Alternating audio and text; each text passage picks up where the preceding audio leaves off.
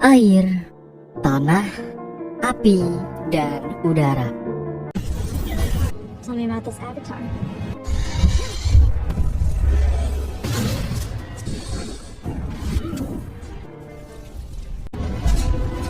Melihat ikatan cinta yang begitu kuat di antara Katara dan Sokka sebagai saudara, si tikus tanah bersedia menunjukkan jalan kepada mereka menuju istana.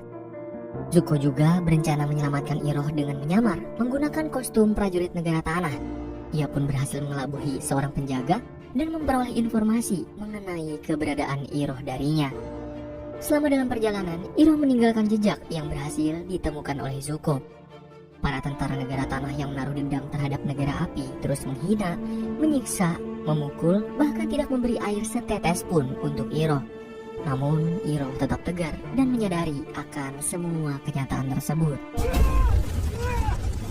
Tidak lama kemudian, Zuko berhasil menyusul dan menghajar semua prajurit kerajaan tanah, dan pertarungan di antara mereka pun tidak bisa terelakkan.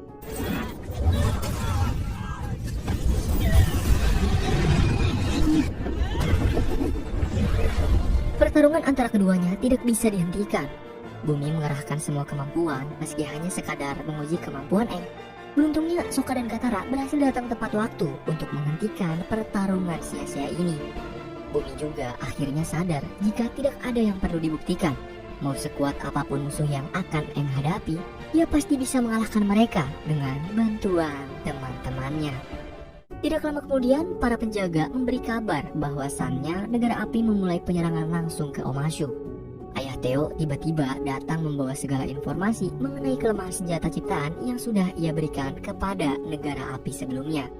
Rupanya ini juga merupakan rencana dari bumi jika sewaktu-waktu negara api melakukan penyerangan ke negara tanah.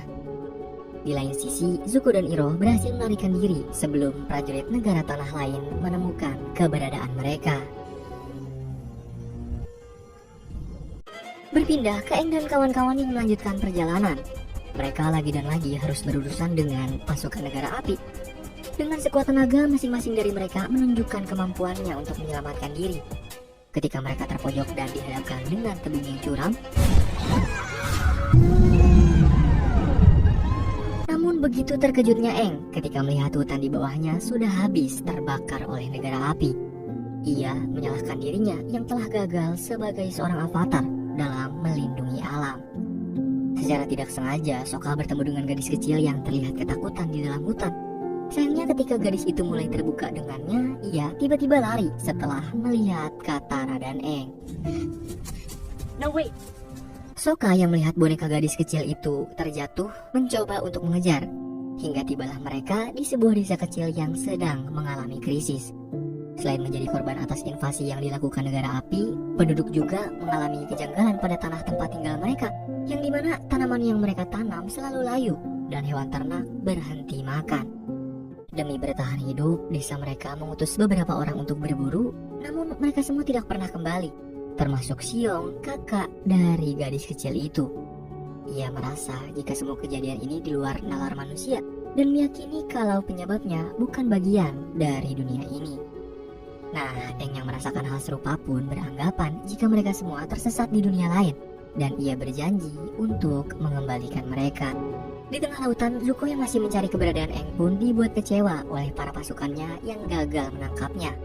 Dengan arogan, ia menganggap mereka semua tidak becus dalam melakukan tugas, yang pada akhirnya Zuko meminta mereka untuk duduk manis menunggu, sebab ia yang akan mengambil alih semuanya.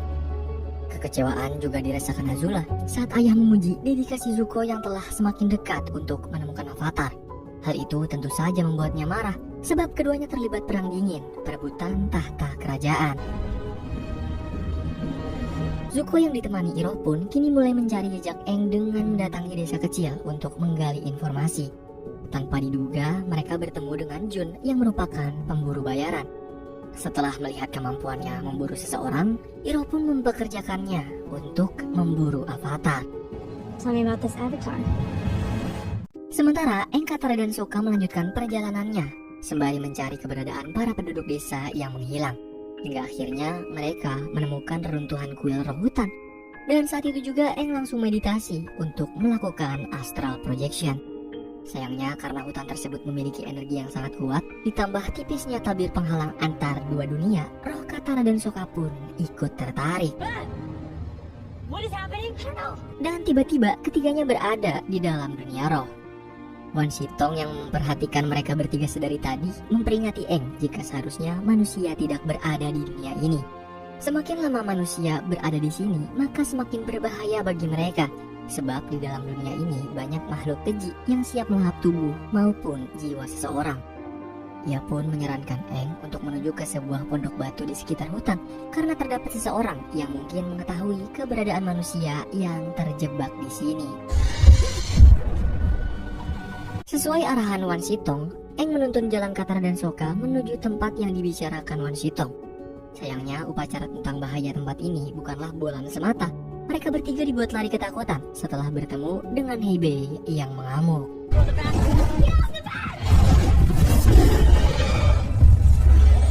Sokka yang mendapat serangan langsung dari Hebei terpental jauh masuk ke dalam semak-semak hingga ia bertemu dengan sesosok roh rubah. Tak berselang lama, satu persatu dari mereka masuk ke dalam kabut jiwa yang membawa kenangan terburuk dari hidupnya, di mana Katara kembali bertemu dengan ibunya. Namun beberapa saat kemudian pasukan negara api menyerang desanya mencari pengendali air. Ibu Katara pun mengorbankan dirinya dengan mengakui bahwa ia adalah pengendali air demi menyelamatkan Katara. Sementara Sokka kembali bertemu dengan ayahnya yang memberikannya selamat karena telah berhasil melewati ujian sebagai kesatria untuk desanya. Meskipun berhasil, tetapi ia hampir mengorbankan nyawa seluruh awak kapalnya. Dan sebenarnya ayah sangat kecewa dengannya. Sedangkan Aang kembali ke tempat ia dilahirkan. Namun ia segera menyadari bahwa apa yang dilihatnya tidaklah nyata. Itu semua adalah ilusi yang dibuat Koh, roh berwujud seekor kelabang yang dikenal sebagai si pencuri wajah. Nah, Koh ini menyimpan dendam karena avatar pendahulu Aang pernah mencuri sesuatu darinya, hingga ia pun berniat untuk menghabisi Aang. Aang berhasil melarikan diri dari kejarannya hingga ia menemukan gubuk batu yang dimaksud oleh Wan Sitong. Dan betapa terkejutnya ia ketika melihat Gyatso tepat berada di hadapannya. Awalnya Aang mengira bahwa ini adalah ilusi. Akan tetapi ketika Gyatso menunjukkan apa yang dulu sering mereka lakukan, Aang pun menyadari ini adalah nyata. Aang yang memiliki mimpi untuk bisa menjadi seorang avatar yang bisa menyelamatkan dunia, meminta Gyatso mengajarinya. Namun ia tidak memiliki kapasitas untuk mengajari Aang menjadi seorang avatar. Di tengah pembicaraan mereka, Aang baru tersadar jika teman-temannya masih berada di kabut ilusi.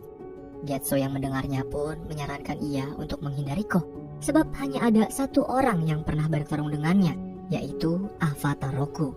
Aang yang sudah berjanji menyelamatkan orang yang ditawan Koh pun berniat pergi ke kuil Roku yang berada di negara api untuk meminta bantuannya. Zuko lagi dan lagi harus dibuat kesal oleh Letnan Ji karena ia mengubah rute kapal tanpa sepengetahuannya. Akan tetapi ia tidak menggubris perintah Zuko untuk mengembalikan rute seperti semula, sebab ia hanya menjalankan perintah dari atasannya. Dan tiba-tiba Laksamana Zhao datang dengan membawa surat perintah dari Raja Api Ozai yang mengutus dirinya untuk mengambil alih operasi penangkapan Avatar. I'm an admiral. Dengan berat hati, Zuko pun mau tidak mau menerima semua ini, sebab perbedaan hierarki di antara keduanya. Di sisi lain, Aang telah sampai di kuil Avatar Roku. Namun ia mendapat sambutan yang tidak menyenangkan oleh para penjaga kuil, sehingga ia memilih untuk melarikan diri. Namun tiba-tiba ia diselamatkan oleh Shu yang langsung menuntunnya ke ruangan Avatar Roku. Shu merupakan satu-satunya penjaga kuil yang masih percaya kalau Avatar adalah harapan bagi persatuan dunia. Tidak seperti penjaga kuil lainnya yang berubah mempercayai Raja Api Ozai. Ia rela dianggap sebagai pengkhianat dan mempertaruhkan nyawanya agar bisa memberi Aang waktu untuk bermeditasi. Then you shall burn. Sementara Aang akhirnya bisa bertemu dengan Avatar Roku. Ia langsung saja meminta saran untuk mengalahkan Koh. Sayangnya Avatar Roku tidak dapat membantunya untuk mengalahkan Koh, sebab ia tidak pernah mengalahkannya. Namun ia hanya pernah merenggut sesuatu darinya.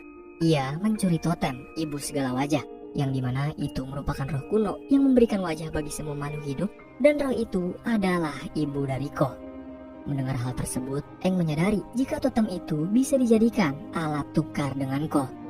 Setelah berkomunikasi dengan avatar Roku, Aang mengambil totem ibu segala wajah.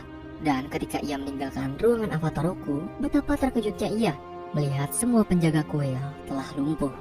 Dan tiba-tiba, nampaknya keputusan Iroh mempekerjakan Jun merupakan pilihan yang tepat. Ia dengan mudahnya menangkap avatar dan langsung memberikannya pada Zuko dan Iroh. Di tengah perjalanan, Aang meminta pada Zuko dan Iroh untuk melepaskannya sementara, agar ia bisa menyelamatkan teman-temannya yang sedang dalam bahaya. Namun Zuko sama sekali tidak menggubris ucapan Aang. Aang kemudian mempertanyakan mengapa Zuko sangat dingin dan pasti sesuatu pernah terjadi dengannya. Ternyata dulunya Zuko merupakan orang yang sangat peduli dengan orang lain. Namun semua itu berubah semenjak ia menerima kenyataan jika pengorbanan merupakan bagian dari perang. Ia tak sepaham dengan petinggi negara api yang berencana mengorbankan satu pasukan demi mendapatkan kemenangan. Dan karena pola pikirnya yang berbeda, ia pun harus menerima hukuman, yaitu diasingkan. Sayangnya perjalanan mereka dihadang oleh Laksamana Zhao dan pasukannya. Ia menganggap Zuko dan Iroh telah melanggar perintahnya dengan bertindak tanpa sepengetahuan dirinya. Oleh karena itu, ia mengambil alih Aang untuk dibawa ke benteng Pouhai, lalu diserahkan ke Raja Api Ozai. Zuko yang tidak senang tangkapannya diambil alih berencana untuk mengambil kembali Avatar. Namun hal itu dicegah oleh Iroh, sebab benteng Pouhai merupakan benteng yang sulit ditembus serta berada di perbatasan negara api.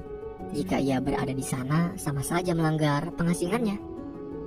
Dengan gagahnya, Laksamana Zhao memberikan pidato di depan para pasukannya, yang mana hari ini adalah hari yang sangat spesial, sebab mereka telah berhasil menangkap satu-satunya orang yang menghalangi negara api dalam mencapai kejayaan. Sayangnya di tengah-tengah pesta perayaan mereka, seseorang yang mengenakan topeng telah berhasil menyusup ke benteng mereka. Ia dengan mudahnya menumbangkan satu demi satu prajurit penjaga, lalu membebaskan Aang. Namun pelarian mereka tidak berjalan mulus. Laksamana Zhao yang mengetahui Avatar kabur segera mengumumkan ke seluruh pasukan. Dan kini mereka berdua mau gak mau harus bertarung. Dengan susah payah akhirnya mereka berdua bisa keluar benteng dengan selamat. Namun Laksamana Zhao tidak begitu saja melepaskannya. Ia memberi perintah pasukan pemanah untuk menghabisi pria bertopeng. Melihat orang yang telah menyelamatkannya terluka, Aang pun dengan sigap menghentikannya. Betapa terkejutnya Aang setelah mengetahui bahwa orang yang telah menyelamatkannya adalah Zuko. Aang pun membawa Zuko yang dalam kondisi terluka parah ke sebuah tempat persembunyian. Ia bertanya mengapa Zuko melawan negaranya sendiri demi menyelamatkan dirinya. Namun Zuko menganggap untuk saat ini ia tidak berada di pihak mereka. Akan tetapi suatu hari nanti mereka akan berada di pihaknya setelah ia menangkap dan memberikan Aang pada ayahnya. Maka dengan begitu ia bisa terbebas dari pengasingan dan berhak menjadi penerus tahta Raja Api. Aang pun kembali bertanya, apakah menjadi Raja Api adalah keinginannya atau keinginan orang lain? Sebab ia beranggapan jika seseorang berhak tidak memperdulikan harapan orang lain dan menjadi dirinya sendiri. Ia juga berharap agar Zuko menjadi Raja Api yang berulas asih, tidak seperti Raja dan pengendali api lainnya yang bertindak semena-mena. Namun Zuko tidak sependapat dengan Aang karena menganggap berulas asih adalah sebuah kelemahan. Dan ketika situasi sudah aman, Aang mengantar Zuko ke sekoci miliknya untuk bisa kembali ke kapalnya. Sementara di kapal, Iroh dengan cemas masih menunggu kepulangan Zuko. Letnan Ji memintanya untuk beristirahat dan menunggu kabar dari penjaga jika Zuko telah kembali. Namun Iroh memilih untuk tetap menunggu sebab ia tidak mempercayai Letnan Ji. Iroh juga memberitahu sebuah kebenaran dan alasan mengapa Letnan Ji dan pasukannya menjadi awak kapalnya Zuko. Yang dimana setelah Zuko menentang petinggi dari negara api untuk tidak mengorbankan satu pasukan, ia harus menerima konsekuensi melakukan Agi Nikai atau pertarungan api. Ia harus berhadapan dengan ayahnya, namun ia tidak mengerahkan seluruh kekuatannya hingga dengan mudah Ozai mengalahkannya. Ozai melakukan itu semua untuk menempa tekad Zuko dan menghilangkan kelemahannya, karena Ozai menyadari jika Zuko menahan diri pada pertempuran tadi. Ia pun menasihatinya untuk menghilangkan rasa belas kasih dan harus rela mengorbankan yang lemah agar ia menjadi kuat. Namun di sini Zuko masih berpegang teguh dengan ucapannya. Ia bahkan mengatakan jika yang lemah bisa jadi kuat jika mereka diberi kesempatan. Mendengar hal itu, Ozai semakin murka padanya, sehingga ia mengusirnya dari negara api dan hanya boleh kembali jika telah berhasil membawa avatar ke hadapannya. Dan karena sikap peduli dengan pasukan yang akan dikorbankan, Ozai pun memberikan pasukan tersebut pada Zuko untuk menjadi awaknya. Letnan Ji yang baru tahu jika pasukan yang dulu akan dikorbankan adalah divisinya, menyambut kepulangan Zuko dengan penuh bangga. Our prince has returned. Sementara Aang telah berada di sarangkoh dan langsung meletakkan totem ibu segala wajah di tanah. Dan seketika orang-orang yang telah ditawan Koh pun kembali. Letnan Ji yang kini berada di pihak Zuko memberitahu jika Raja Api Ozai mengutus pengawalnya membawa pulang Zuko untuk disidang karena telah berkhianat. Iroh pun meminta Zuko untuk meninggalkan kapal dan bersembunyi, sementara dirinya akan menghadap Raja Api Ozai untuk meluruskan masalah kejadian kemarin. Namun tidak berselang lama ia meninggalkan kapal, tiba-tiba sekoci yang ditumpanginya meledak. Ternyata semua itu terjadi karena rencana Laksamana Zhao yang telah menyabotase sekoci tersebut. Aang yang telah kembali bersama Sokka dan Katara pun kini telah tiba di suku air utara. Ketiganya mendapatkan sambutan hangat dari kepala suku Arnuk dan beberapa anggota suku lainnya. Aang yang sempat mendapat vision tentang hancurnya Agnak Kela memberitahu Arnuk apa yang akan menimpa suku air utara. Namun ia tidak begitu terkejut dan telah siap untuk berperang, karena sebelumnya tim pengintai mereka sudah melihat armada kapal negara api menuju ke tempat mereka. Dan karena kedatangan sekutu yang tangguh, Arnuk pun mengadakan pesta perjamuan untuk menyambut mereka bertiga.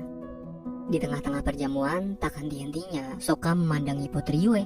Selain terpikat karena parasnya yang cantik, ia juga merasa pernah bertemu dengannya. Ketika mereka berdua berbincang, Putri Yue mengakui pada saat dirinya berwujud rubah, ia pernah bertemu dengan Sokka di dunia roh. Ia pun bercerita tentang masa kecilnya yang dimana ia pernah sakit parah dan ayahnya memohon pada roh untuk memberinya kesehatan. Permohonan ayahnya pun secara ajaib dikabulkan oleh roh bulan yang memberikan sebagian rohnya pada Putri Yue. Dan karena itu rambutnya berubah menjadi berwarna putih dan menjadikannya manusia setengah roh yang bisa menjembatani dua dunia. Sementara Pakku meminta Katara untuk menemui Yagoda yang merupakan salah satu pengendali air perempuan terbaik di suku air utara. Katara yang menemui Yagoda untuk berguru pun dibuat takjub olehnya. Sebab dengan teknik penyembuhan air miliknya, ia dapat mengobati luka seseorang dalam sekejap. Yagoda dengan sangat ramah mengajarinya teknik penyembuhan air. Namun Katara tidak tertarik untuk mempelajari teknik tersebut. Ia pun meminta Yagoda untuk melatih kemampuan bertarungnya. Sayang, Yagoda tidak dapat membantunya sebab di suku air utara memiliki aturan jika wanita tidak diizinkan untuk bertarung. Di lain sisi, Aang bermeditasi di kuil avatar Kuruk untuk bertemu dengannya. Hello, Aang. Aang bercerita jika saat ini suku air utara sedang dalam bahaya karena negara api akan menyerangnya. Ia meminta avatar Kuruk untuk mengambil alih tubuhnya dan menyalurkan kekuatannya seperti yang dilakukan avatar Kyoshi. Namun avatar Kuruk tidak bisa melakukannya, sebab selama ia menjadi avatar, ia menghabiskan waktunya untuk berperang melawan roh jahat yang nyaris memasuki dunia manusia.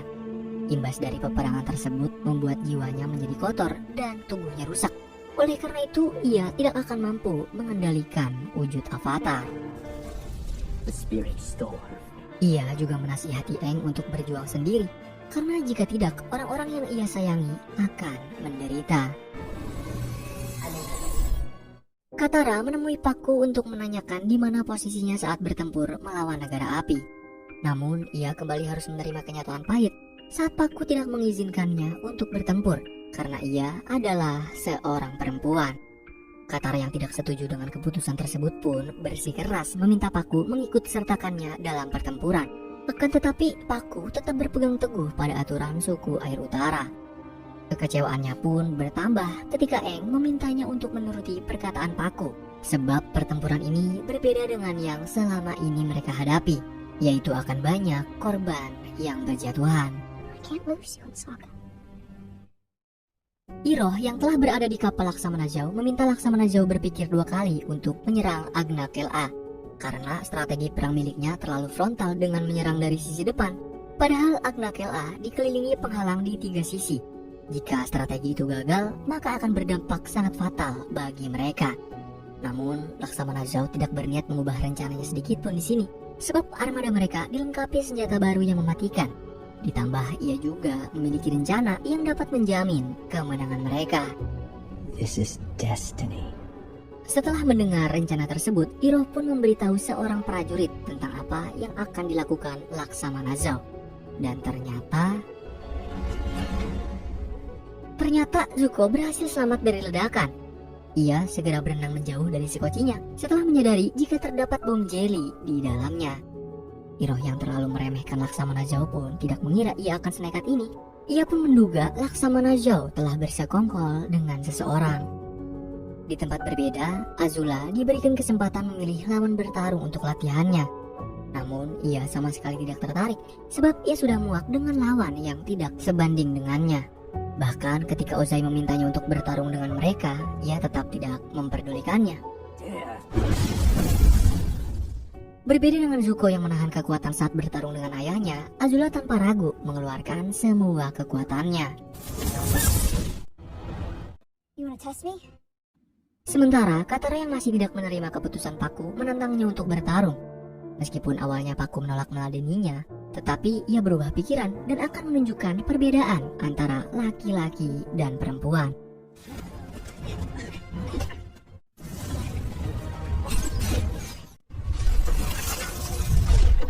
Meskipun Katara harus menerima kekalahan, Pakku tetap memuji kemampuan pengendalian air miliknya.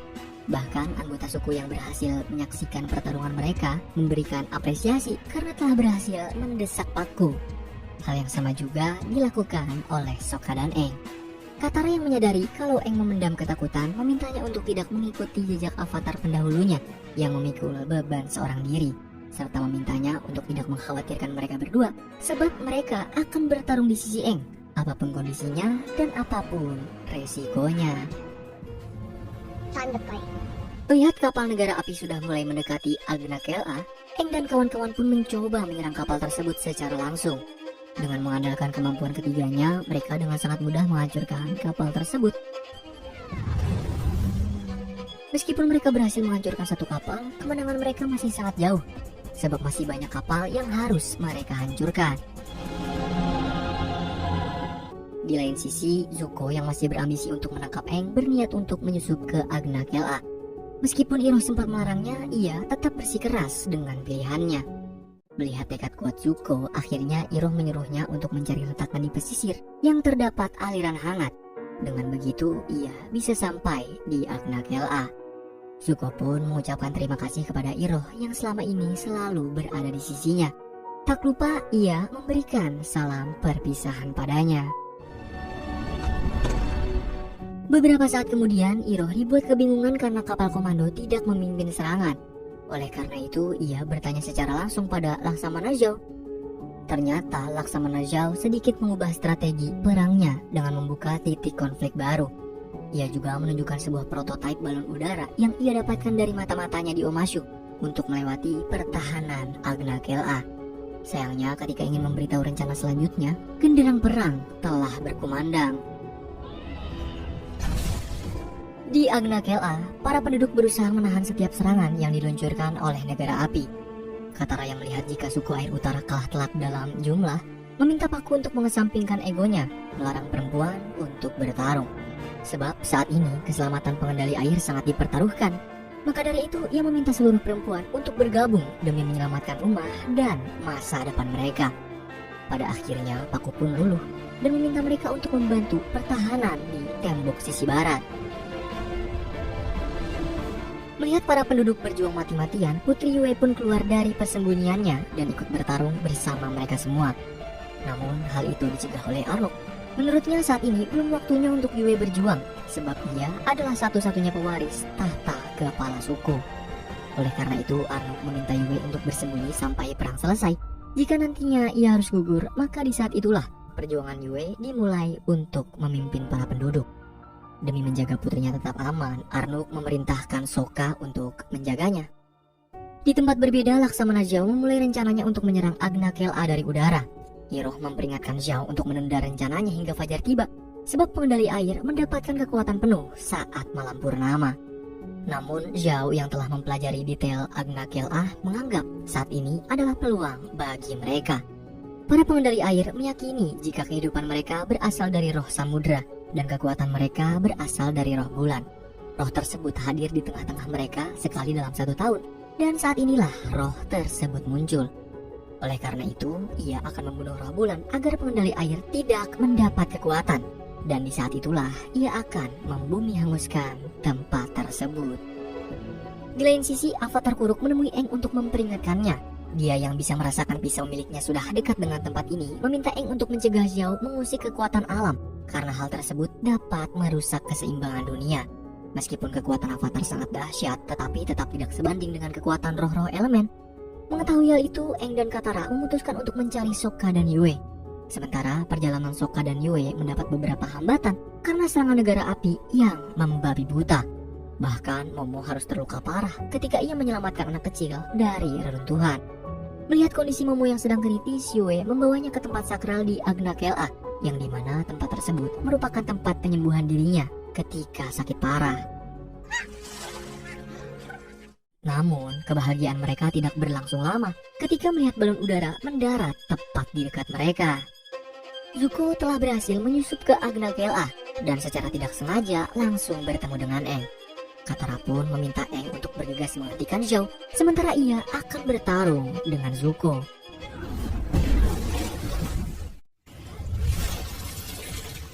Kembali ke tempat sakral, Zhao berhasil menemukan roh samudra dan roh bulan yang berwujud sepasang ikan. Push and pull. Iroh yang tidak setuju dengan rencana Zhao untuk membunuh roh bulan mencoba menghentikan tindakannya. Akan tetapi Zhao yang haus akan pengakuan tidak memperdulikannya, karena dengan tindakannya ini ia akan dikenal sebagai penakluk roh bulan. Melihat tindakan Zhao yang telah di luar batas, Iroh secara tiba-tiba menyerangnya. Melihat dua petinggi negara api berseteru, Aang pun memanfaatkan peluang tersebut untuk menyelamatkan roh bulan. Sayangnya hal itu sia-sia, sebab Zhao berhasil membunuh roh bulan menggunakan pisau Avatar Kuruk.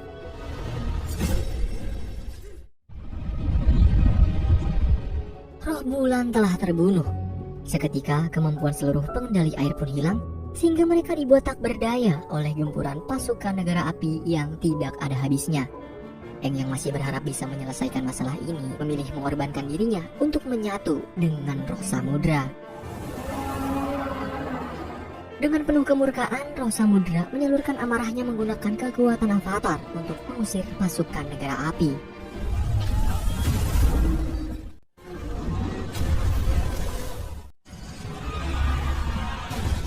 Menyadari hal buruk akan menimpa dirinya, Iroh memutuskan untuk melarikan diri dari tempat itu.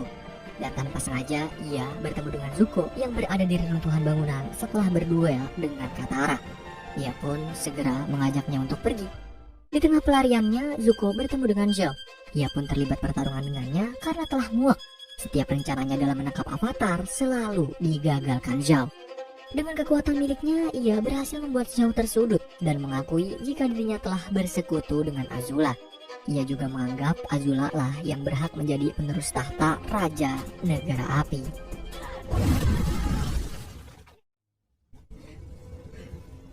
Menyadari keseimbangan dunia akan hilang selamanya karena Aang telah menyatu dengan roh samudra yang akan terus berkelana mencari pasangannya dengan penuh dendam, Yue pun berniat mengorbankan diri untuk mengembalikan keseimbangan dunia.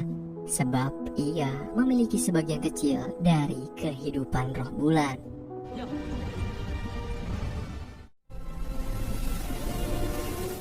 Karena pengorbanan dari Yue, akhirnya Aang bisa terbebas dari ikatan roh samudra dan kembali mendapatkan kesadarannya. Fajar pun tiba. Meskipun suku air bisa memukul mundur pasukan negara api, tidak terdapat raut kebahagiaan di antara para penduduk, karena mereka harus membayar mahal kemenangan tersebut dengan korban yang begitu banyak. Begitupun dengan Sokka dan Arnuk yang kehilangan Yue.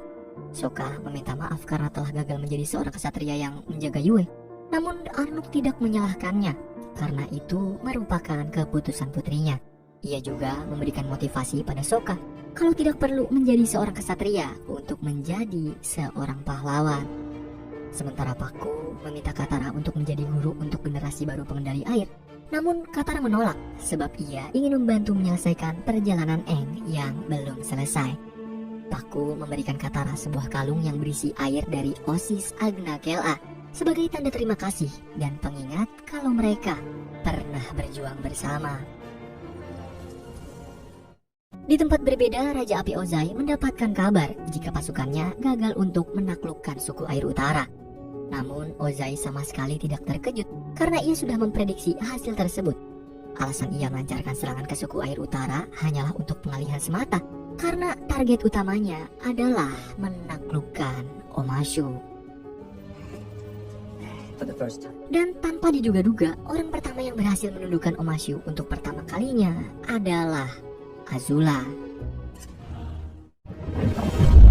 Melihat masa kejayaan negara api yang sudah berada di depan mata mereka, Tetua Negara Api memberikan satu hal menarik untuk Ozai, karena dalam waktu dekat akan tiba hari di mana pengendali api dapat membangkitkan kekuatan maksimal mereka.